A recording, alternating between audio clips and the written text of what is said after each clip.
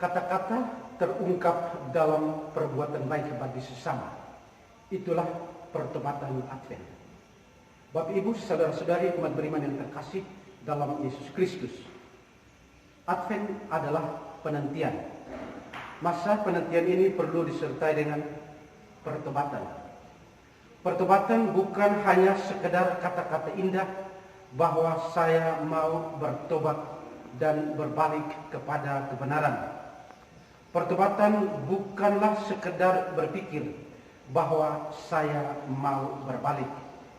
Pertobatan yang ditawarkan hari ini adalah pertobatan yang tulus, pertobatan yang murni, yang keluar dari suatu kesadaran baru yang harus berpihak kepada kebenaran dan yang harus sekali lagi harus ditunjukkan dalam perbuatan dan tingkah laku yang baik bagi Allah dan sesama.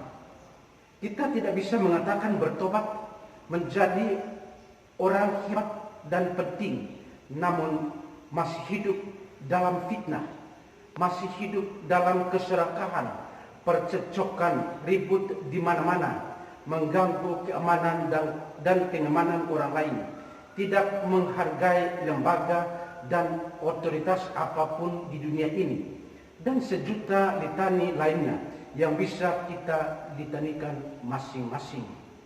Bapak Ibu, saudara-saudari umat beriman yang terkasih dalam Yesus Kristus, bacaan-bacaan suci pada hari ini mewartakan satu tokoh utama, yakni Yesus dan kedatangannya. Kedatangan tokoh utama ini perlu disertai dengan segala persiapan. Ini adalah normal dalam menantikan seorang tamu, apalagi tamu yang istimewa. Saya membayangkan dulu sewaktu masih kecil, kalau pastor paroki mau ke kelompok basis, mama yang selalu super sibuk mempersiapkan segala hal, termasuk pengalungan dan penyambutan pastor. Contoh lain lagi, ada banyak orang penting di dunia ini yang kalau mau datang pun harus disambut dan diarak-arak. Disambut dan diarak-arak dengan sorak-sorai, bahkan dikawal dengan pengawasan yang ketat. Padahal dia juga adalah manusia biasa seperti Anda dan saya. Masa Advent ini kita semua diajak untuk menantikan datangnya Yesus Kristus. Ini sebenarnya lebih membutuhkan waktu, persiapan dan tenaga daripada segala persiapan duniawi kita. Nabi Yesaya dalam bacaan pertama mengajak umatnya untuk mempersiapkan jalan Tuhan dan meluruskan padang belantara jalan raya bagi Allah. Setiap lembah, bukit, gunung harus diratakan. Yang berbukit-bukit dan berlekak-lekuk pun diratakan. Dengan kata lain, secara sederhana, Nabi Yesaya mengajak umatnya untuk bertobat. Ia menegaskan bahwa sekalipun manusia itu berdosa dan membuat banyak kesalahan yang melukai hati Allah, namun Tuhan itu tetap setia.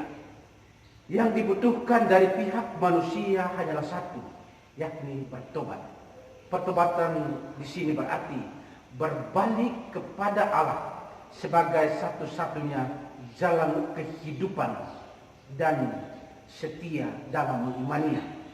Bapak Ibu, saudara-saudari umat beriman yang terkasih dalam Yesus Kristus. Inilah permulaan tentang Yesus Kristus, anak Allah.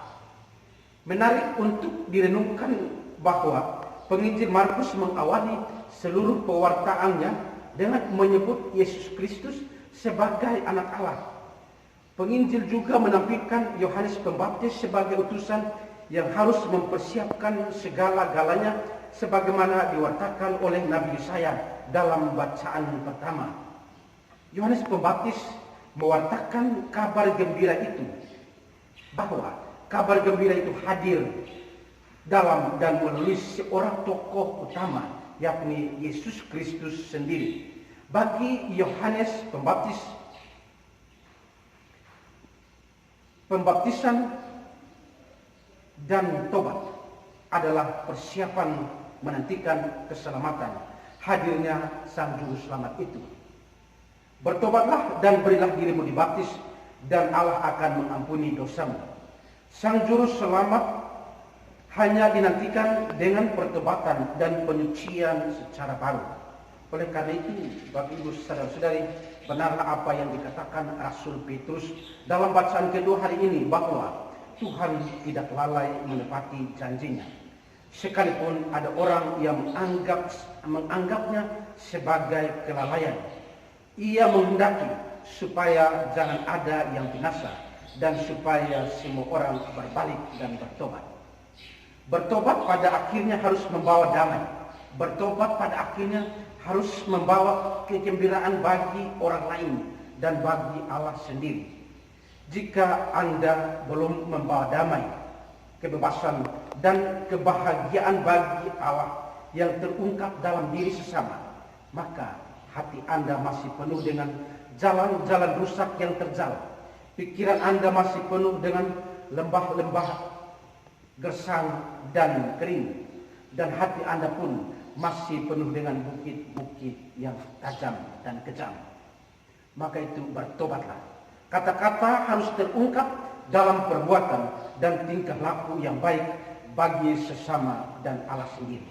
Itulah pertobatan Advent.